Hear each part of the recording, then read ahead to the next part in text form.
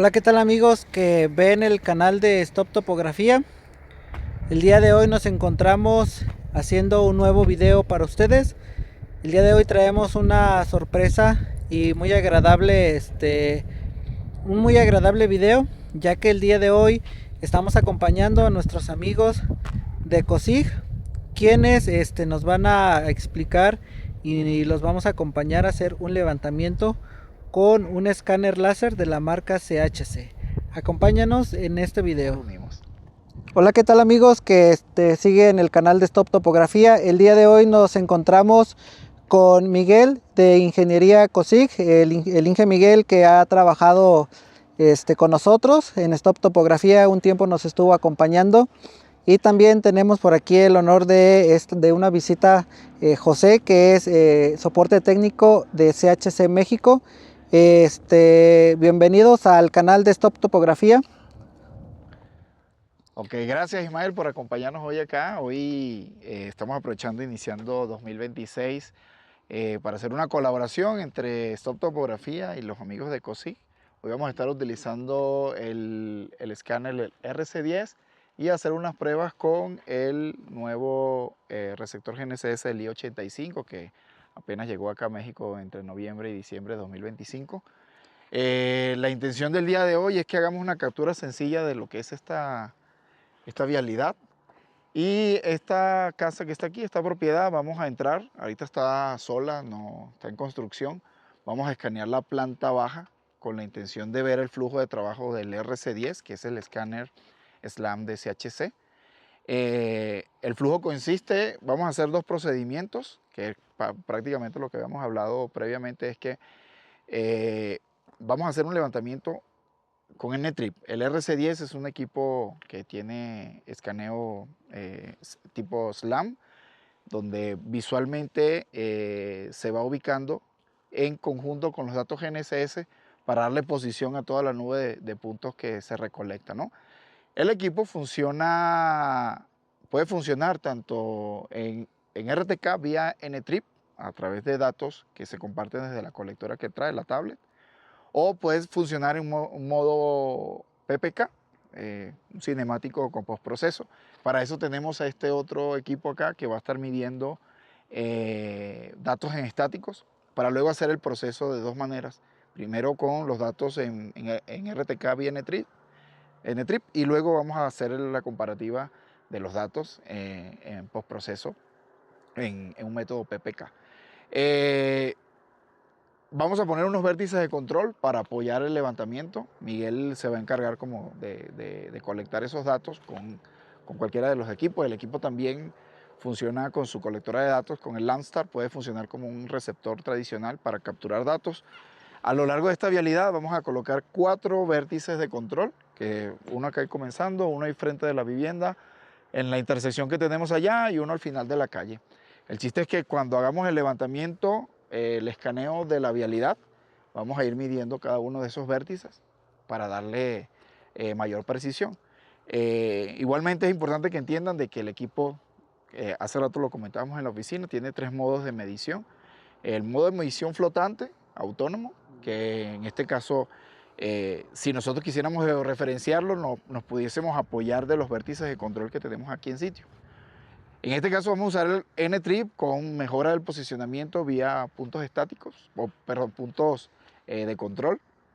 Sin embargo, el equipo puede funcionar en flotante y va a tener coordenadas locales o arbitrarias. Ese levantamiento arbitrario se puede geoposicionar con los vértices de control que vamos a dejar aquí en sitio. Ese es el primer método de levantamiento posible. El segundo método de posicionamiento, que depende de que tengamos internet en la colectora o en la zona donde estemos midiendo, es el método RTK vía N-Trip, que así es como lo ha estado utilizando COSIG durante estos meses. Y el tercer método vendría siendo el método de posicionamiento cinemático en estático, que sería el PPK. Entonces vamos a pesar de que vamos a hacer un único ejercicio, los datos se van a estar colectando en paralelo para posteriormente hacer la demostración de estos datos. Entonces, Este, quisiera preguntarles, desde la experiencia que han tenido ustedes, José como distribuidor y Miguel en COSIG, ¿en qué tipos de trabajos pueden ustedes aplicar este flujo de trabajo? Porque hablamos ahorita del levantamiento de una calle para generar una nube de puntos, pero desde su experiencia, ¿qué más se puede hacer con este equipo? Porque para mí se me hace algo muy bueno tener una nube de puntos donde tú ya tengas unas infinidad de datos que a la hora que aunque a ti no te hayan pedido algo, de último minuto te digan, también necesitamos esto, y dentro de tu nube, dentro de tu levantamiento estén estos datos, y no haya necesidad de hacer un retrabajo, de volver a ir a campo a volver a hacer otro levantamiento. Por eso es que mi pregunta es, desde su experiencia, ¿en qué tipos de trabajos han podido aplicar o han podido usar este equipo? Sí, yo te voy a hablar de manera general y luego Miguel puede hablar de la experiencia de, por lo menos mencionar algunos tipos de trabajos que se hayan hecho ahí en COSIG Ingeniería.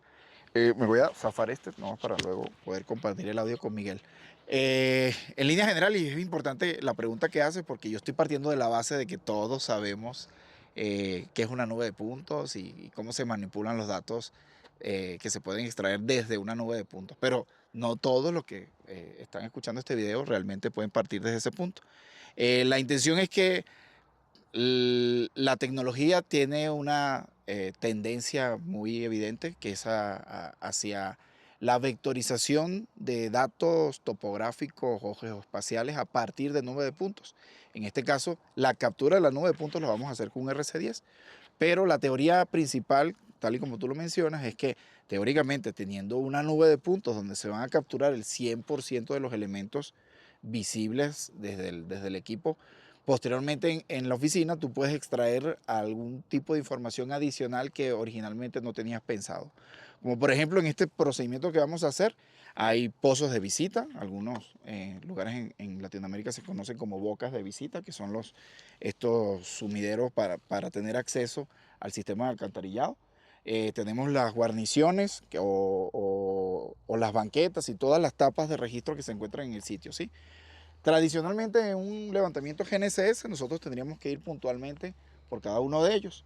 Sin embargo, la ventaja de tener la nube de puntos es que, bueno, yo me puedo enfocar, por ejemplo, a medir solamente las tapas o medir algunos registros, mientras otra persona va escaneando, y de ese escaneo podemos extraer todas las líneas. ¿A qué me refiero con todas las líneas? Bueno, las líneas de rotura o las líneas características de este levantamiento serían el borde de la banqueta con la guarnición, todo el detalle de lo que es la geometría propiamente de la guarnición, y pudiésemos segmentar en este caso el tipo de material de la carpeta de rodamiento, que vendría siendo, bueno, ya tenemos piedra, aquí tenemos adoquín, eventualmente podemos tener concreto o podemos tener una carpeta asfáltica.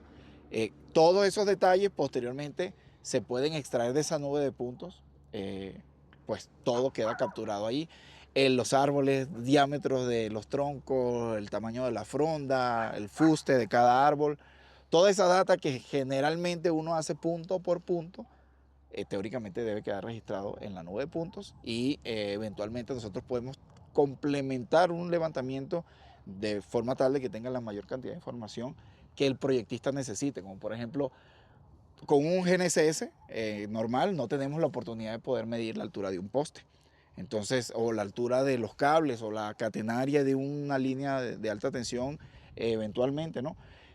Habría que apoyarse de métodos geométricos con estación total para hacer ese levantamiento. Entonces, la intención es que a través de la nube de puntos nosotros tengamos la mayor cantidad de información posible, y ya tendremos nosotros la potestad de digitalizar o vectorizar lo que requiramos, ¿no? Entonces, esa es básicamente como que la teoría que hay detrás de por qué usar una nube de puntos, que evidentemente una nube de puntos, mucha información, posiblemente nos sobre, pero eventualmente cuántos de ustedes y nosotros no hemos estado en el caso de que fuimos a un sitio, nos faltó medir algo, tenemos que volver a ir el otro día, y si corremos con la suerte de que la obra esté relativamente cerca, podemos ir sin problema, pero si está a 2 horas de nuestra oficina, ahí es donde corremos ese tipo de contratiempos, de perder tiempo, dinero en tener que ir al otro sitio. Entonces, creo que de cierta forma responde la parte inicial de por qué una nube de puntos, que es lo que estás preguntando, Ismael. Y ahora, ¿en qué tipo de trabajo? Bueno, ya sería cuestión, a ver, Miguel, si nos puedes platicar los diferentes tipos de trabajo que al día de hoy, que yo sé que originalmente la mayoría de ellos los hacían con RTK y que al día de hoy lo están haciendo con el SLAM. Si tienes alguno que nos puedas platicar, te agradeceríamos. Bueno, pues gracias al volumen de información que uno puede obtener con un escáner, en el caso del RC10, nosotros un proyecto, por ejemplo, puede ser las minas en San Luis de la Paz. Levantamos una mina en el que pudimos obtener la mayor cantidad de información únicamente haciendo un recorrido, poder sacar volumetrías. También en proyectos en donde sea necesario levantar la arquitectura de algún sitio, a muchísimo detalle. O sea, puedes, por la cantidad de información que te permite levantar, puedes tener un modelo acercado a la realidad de cómo está un sitio, un edificio, cualquier arquitectura que, que sea de interés, ¿no? Entonces puede ser en ese tipo de proyectos en el que más le hemos sacado provecho a esta tecnología. Sin embargo, hay proyectos, los que regularmente solicitan los proyectos que regularmente solicitan de desarrollo urbano acá en Guanajuato, que, que son de exteriores, como por ejemplo la vialidad. Yo creo que de cierta forma ya también ha migrado del levantamiento tradicional al SLAM por la cantidad de datos que se recopilan, ¿cierto? Sí. Sí, justamente nosotros hemos estado optando por hacer esa combinación de tecnología SLAM junto con GNSS para complementar y obtener la mayor cantidad de datos, para evitar volver a hacer otras visitas o sacar información que a veces los clientes no, en una primera propuesta no tenían pensado o no necesitaban, y después de hacer un análisis, una revisión, resulta que necesitan algo. Entonces también nos permite tener de respaldo esos datos que podemos utilizar posteriormente. Bueno, hoy Ismael va a probar aquí parte de la tecnología. Ya tenía rato, bueno, de hecho cuando, un comentario, hace unos meses, el año pasado, cuando yo todavía trabajaba en COSIC, nosotros tuvimos la oportunidad de adquirir este equipo, el SLAM. Y Ismael nos acompañó en las primeras capturas que hicimos en las instalaciones del restaurante. Ese levantamiento lo hicimos en combinación con un equipo BLK de Leica. Apenas era nuestro primer levantamiento. Esa data fue procesada con los datos del BLK. Sin embargo, bueno, desde esa época he estado pendiente por ahí, Ismael, en el hacer la prueba, y hoy va a ser tu oportunidad de levantar datos tú personalmente como tal. Sí, de hecho, ya por ahí en algunas ocasiones hemos estado acompañando tanto a José como a Miguel en algunos trabajos, y solamente era el hecho de ver cómo lo hacían y de compartirlo entre nosotros. Esto para llevar primero el aprendizaje y sobre todo la experiencia para después brindarlo a la gente ya como un producto final. ¿Para qué? Para que la gente que apenas se está iniciando, y también para aquellas constructoras o aquella gente que realmente necesite uno de estos trabajos, pueda acercarse con toda la confianza. Y ahorita ustedes expresan qué es lo que pueden realizar, qué pueden obtener, y que la gente a partir de ahora salga de lo que es lo tradicional, un levantamiento con estación, un levantamiento con GNSS, y que estamos acostumbrados a así tomar puntos, pero en una menor cantidad, y que de repente ese flujo de trabajo se limita por la cantidad de datos que recabamos con respecto a lo que nos piden. Pero como ustedes nos comentan, esto o una nube de puntos nos amplía el horizonte y nos da un mayor panorama para poder hacer que un trabajo esté mucho más completo. Sí. Sí, realmente para nosotros, los ingenieros o los topógrafos y arquitectos en general, el mayor provecho que podemos sacar del equipo es tener la mayor cantidad de datos posible. Esa era la prioridad que tenía COSIG el año pasado. Este año yo creo que ya se han consolidado, y al día de hoy, bueno, nos encontramos aquí uniendo parte de nuestras experiencias, tú como Stop Topografía, Miguel de COSIG Ingeniería, y de mi parte como soporte técnico de SHC, apoyándolos hoy en esta grabación, así que a medida que vayamos avanzando en el flujo vamos a ir comentando, ¿va? Muy bien, pues miren, les agradezco que el día de hoy me acompañen al canal de Stop Topografía y sobre todo podamos dar a conocer estos equipos que por ahí en internet, en algunas páginas ya corren imágenes, flujos de trabajo, pero que hoy los estemos probando y que personalmente me puedan dar esa oportunidad de grabarlos, se los agradezco. Vamos a continuar con el video y la siguiente parte sería pues ir recorriendo con ellos la forma de trabajar.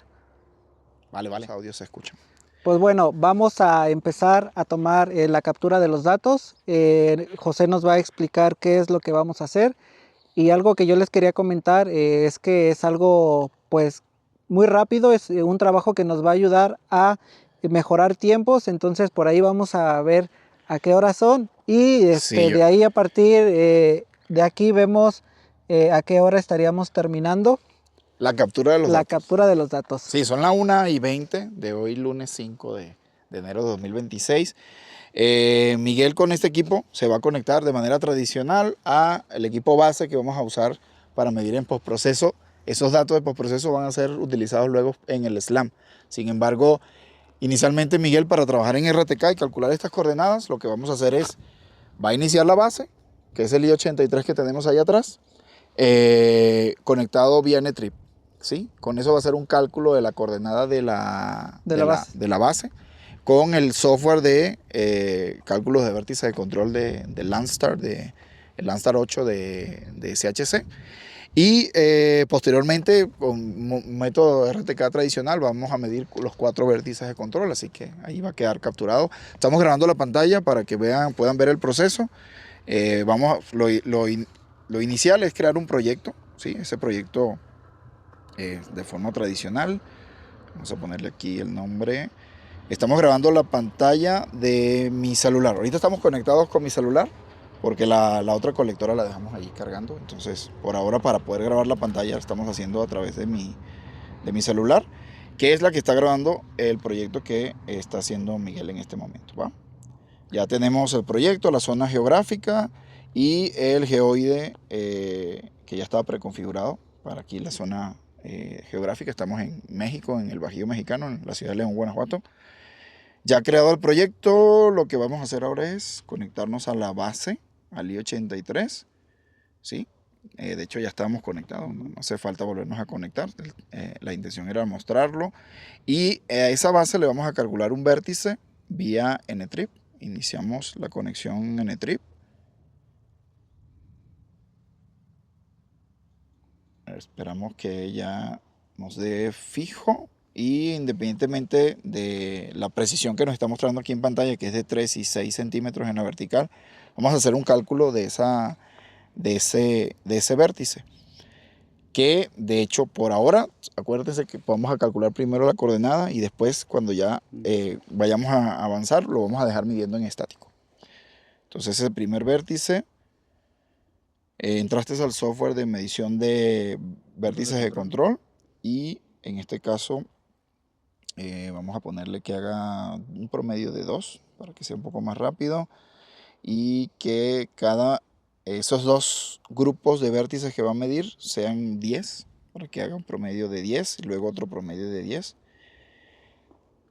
Número de épocas por cada punto vamos a ponerle 2, ¿sí?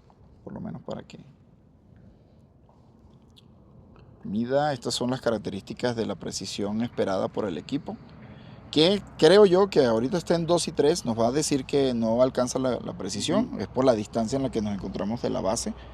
Así que vamos a dejarlo así y le decimos al software que continúe con la medición, aunque no alcance la medición, aunque no alcance la precisión esperada, ¿sí? Aquí fíjense en pantalla, ya nos está mostrando un mensaje de que excede la precisión que le estamos exigiendo, que es de 2 centímetros, por ahora tiene 3 en la horizontal y 3 centímetros en la vertical y por ahora tiene 5. Estamos alrededor de casi unos 30 kilómetros de la estación base de donde se está conectando. Por lo tanto, vamos a hacer un truco temporal, que es modificarle la tolerancia, que es la que vamos a estar manejando aquí en el sitio. Esto es simplemente por el hecho de que estamos intentando hacer un cálculo de un vértice de control mediante la CORS. Aquí lo ideal sería hacer un postproceso pues ya no nos da la precisión requerida. Así que Miguel lo que va a hacer es modificar los datos yo le pondría 4 centímetros, ya que está como a 3 centímetros la horizontal y 6 en la vertical. ¿Sí?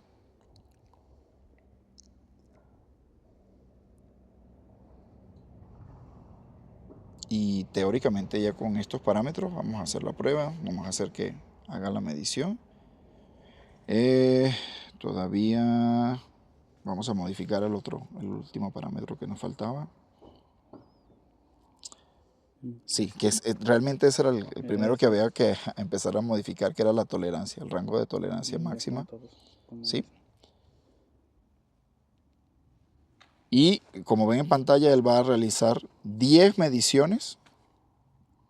Y luego que termine esas 10 mediciones, va a reiniciar el sistema, se desconecta del N-Trip, se desconecta o resetea los satélites y vuelve a hacer el cálculo de otras 10 mediciones. En este caso hace como que el cálculo de una coordenada a partir de 10 mediciones y ahora reinicia el sistema y va a hacer el cálculo de otra vez las mismas 10 coordenadas para hacer el promedio, y esos dos resultados, el software en este caso, como nada más le pusimos que hiciera la verificación con 2 pasadas, va a comparar una y otra y eventualmente uno de los valores de tolerancia que modificamos allí tiene que comparar que no exceda esos parámetros, ¿vale? Entonces, a partir de esos 2 resultados, él vuelve a promediar y nos da una coordenada definitiva.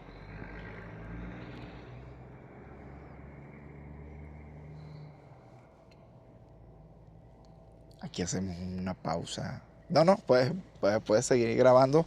Lo más importante era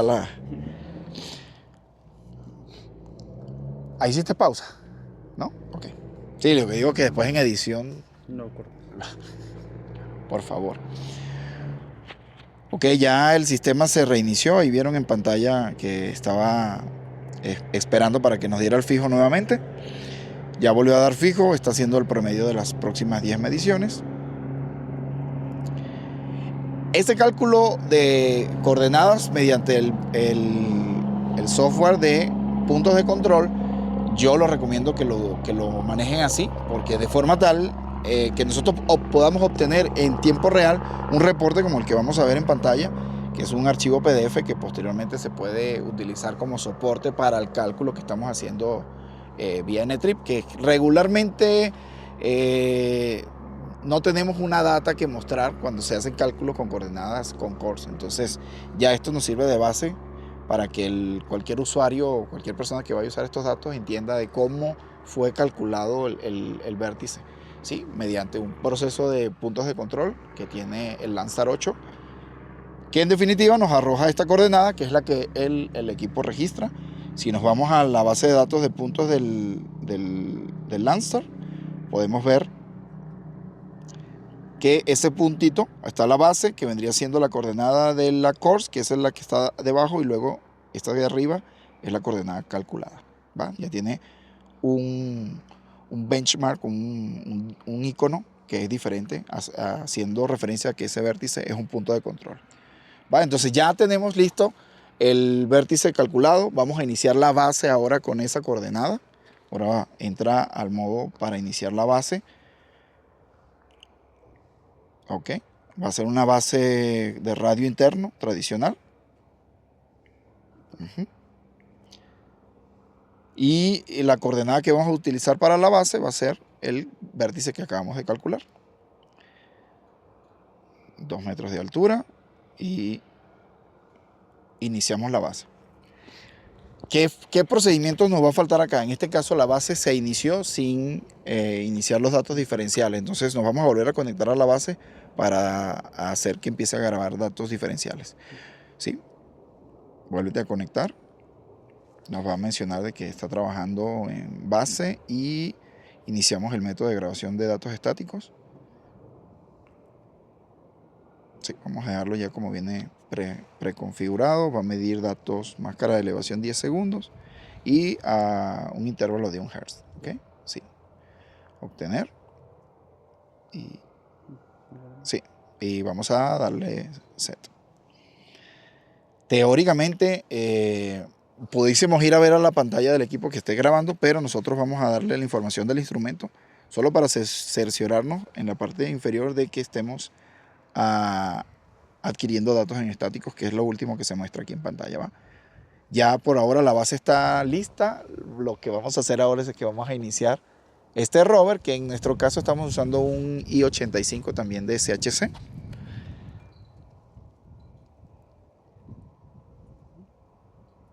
El serial de este cel termina en... 29. ¿Sí es 29? No, el 20. ¿20? El 20.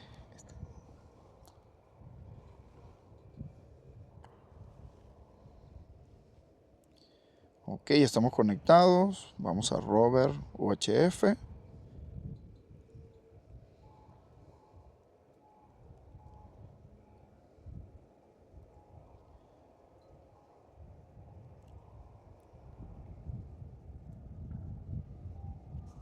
Ok, los datos de las coordenadas de la base cambió porque originalmente estaba en Ntrip. Ahora estamos trabajando con esta otra base y ya vemos que estamos en la precisión fija esperada, ¿va? Entonces ahora nos van a acompañar simplemente a medir estos vértices de control. Aquí hicimos una marca muy sencilla. Ya posteriormente cada tipo de trabajo requerirá de una monumentación de vértices de control diferente. Este es como un ejemplo práctico. Por ahora simplemente con un corrector estamos haciendo los vértices, ¿va? Entonces vamos a medir los puntos en el modo topográfico. Ya no van a ser vértices de control por ahora, sino que los vamos a medir con un promedio en topográfico. Sí, yo creo que, no, sí, 5 mediciones van a ser suficientes. Igual encendemos el LIMU para ya tenerlo disponible. Sí. Y cuando estés listo ya empezamos a medir, ¿va? Entonces acompáñenos a poner los vértices de control y volvemos con ustedes en un ratito.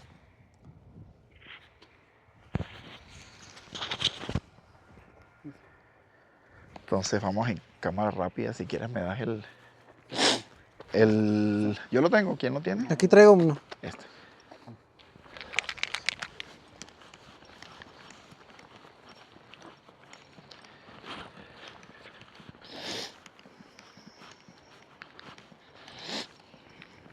¿Ya eso está marcado? No, faltan 2. Ok, este va a ser el segundo vértice. Si se fijan, allá atrás dejamos el vértice anterior en la glorietita que está allá. Vamos a medir este segundo vértice de control que está justo enfrente de la propiedad que posteriormente vamos a escanear. Entonces, para que geográficamente se vayan ubicando, este es el segundo vértice. Vamos a poner un tercer vértice en la intersección y un último vértice al final de la calle, ¿va?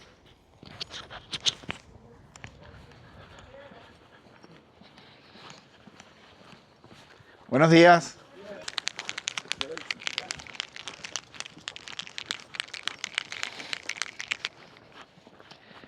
Vamos a poner uno aquí al lado, justo en el centro de la tapa.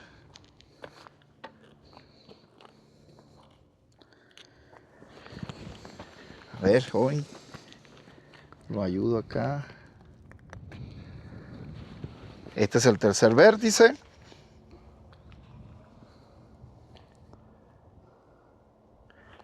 Yo me voy a ir a marcar el otro.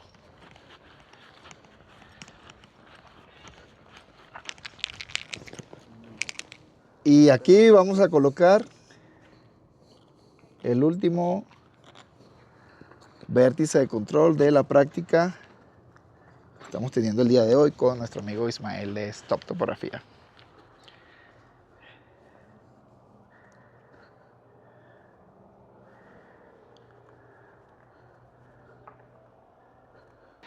Bueno, y aquí en la base de datos de los puntos podemos ver que el vértice 2, 3, 4 y 5 son nuestros puntos de control. El vértice 1, que aparece aquí como el nombre número 1, si lo ven que el icono es diferente a los demás. Tenemos 2, que son la base 1, que es la base CORS, y la base B3439, que es el número de serial del equipo. Es la base RTK que estamos utilizando para el día de hoy. Entonces, en base a estos datos, nosotros este archivo lo vamos a exportar para luego utilizarlo en el procesamiento de los datos de la nube de punto, ¿verdad? Así que por ahora la captura de los vértices de control queda concluida. Ya llevamos apenas, son las 1:34. Es importante que veamos el tiempo para que luego podamos tener idea de esta área aproximadamente en cuánto tiempo se capturó, ¿va? Seguimos en el... Ya estamos por aquí haciendo el armado de el escáner RS10. Ya por ahí Miguel lo está montando en un bastón, y esto va a ser para que puedan tomar los puntos con el escáner. Pero también recordemos que este equipo trae su propio, ¿cómo se puede llamar, Miguel, para poderlo agarrar sin utilizar el bastón? Su mango y la pechera. Trae una pechera. Hoy no la traemos porque sí, de preferencia en los trabajos que hacemos a nivel de piso es mejor medir el punto con un bastón que tener que agacharse, porque es más complicado. No es que es imposible, pero es un poquito más complicado hacerlo así. Entonces la experiencia que ya tenemos es mejor hacer la medición con un bastón. Igual el software te pregunta si lo estás haciendo directamente desde con el mango que trae, la agarradera que trae el equipo, o lo estás haciendo con un bastón, y ahí te consulta la altura en la que se encuentra el bastón.